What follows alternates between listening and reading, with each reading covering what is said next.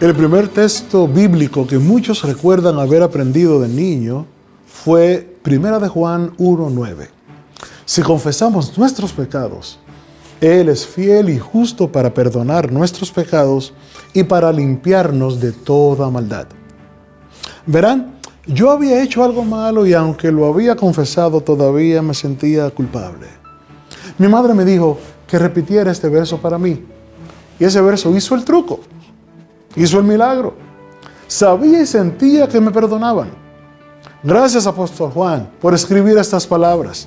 Desde ese momento también supe que Dios quería hacer más que solo perdonarnos. Él también quiere limpiarnos de toda maldad.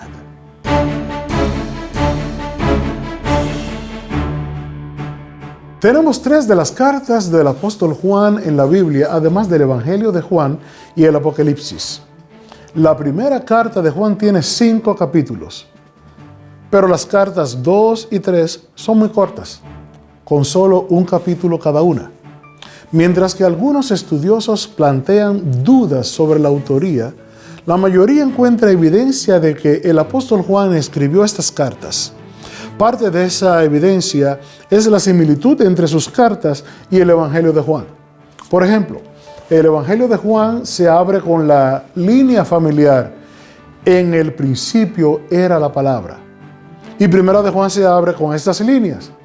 Lo que fue desde el principio, lo que hemos escuchado, lo que hemos visto con nuestros ojos, lo que hemos visto y lo que nuestras manos han manejado de la palabra de vida. Aquí hay 3 ejemplos más. La frase, para que tu alegría esté llena, se puede encontrar en 1 de Juan 1, versículos 4. En 2 de Juan, capítulo 1, versículo 12. Así como en el Evangelio de Juan, capítulo 15, versículo 11. Y Juan, capítulo 16, versículo 14. Y en esto sabemos que nosotros le conocemos, si guardamos sus mandamientos. Si me amáis, guarda mis mandamientos. Te escribí un mandamiento nuevo os doy. Hay muchas de estas frases y las similitudes son aún más sorprendentes en el griego original. Otros elementos en común incluyen el estilo, la gramática y el vocabulario de Juan. También es conocido por juxtaponer opuestos como la vida y la muerte o la oscuridad y la luz. Por ejemplo, 1 de Juan 1:5 dice: este es el mensaje que hemos oído de él y os anunciamos. Dios es luz y no hay ningunas tinieblas en él. Así que Juan el apóstol escribió las cartas. Pero, ¿cuándo las escribió y a quién? ¿No sería agradable si todos los escritores de la Biblia hubieran fechado sus manuscritos como lo hizo Daniel? Daniel capítulo 1, versículo 1 dice: en el 3er año del reinado de Joacim, rey de Judá. Y en el capítulo 2:1 dice: y en el 2º año del reinado de Nabucodonosor. Esto nos permite descubrir cuándo se escribió el libro de Daniel. Pero desgraciadamente debemos adivinar las fechas en que Juan escribió sus cartas.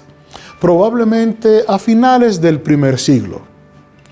¿Y quién iba a recibir las cartas de Juan? 1 de Juan no establece un destinatario, por lo que se considera una epístola general. Y probablemente se escribió a las iglesias en Asia Menor, donde trabajaba Juan. Él se dirige a todos los grupos de edad, desde niños pequeños a hombres jóvenes, a padres. También llama a los creyentes niños pequeños en varios lugares de 1 de Juan. Y ahora, hijitos, permaneced en él para que cuando se manifieste tengamos confianza, para que en su venida no nos alejemos de él avergonzados.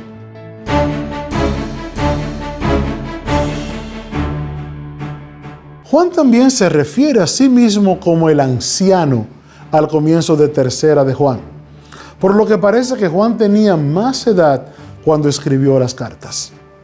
2 de Juan está dirigida a la dama elegida y sus hijos, sin indicar sus nombres. ¿Por qué Juan no dijo su nombre? no quería que la carta fuera a la persona correcta. Quizás hubo persecución y él no quería incriminar a nadie en caso de que la carta cayera en las manos equivocadas.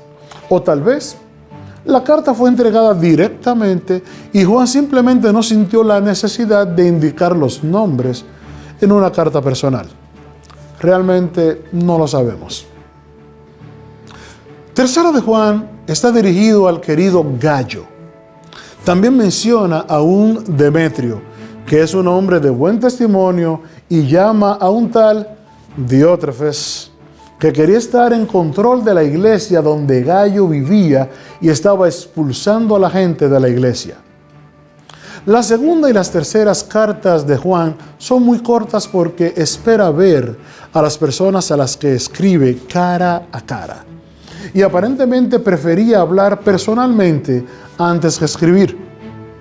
Tengo muchas cosas que escribiros, pero no he querido hacerlo por medio de papel y tinta, pues espero ir a vosotros y hablar cara a cara para que vuestro gozo sea cumplido. Yo tenía muchas cosas que escribirte, pero no quiero escribírtelas con tinta y pluma, porque espero verte en breve y hablaremos cara a cara. Es una lástima que no se adelantó y lo escribió. Realmente me gustaría leer lo que el apóstol sobreviviente más antiguo tuvo que decir.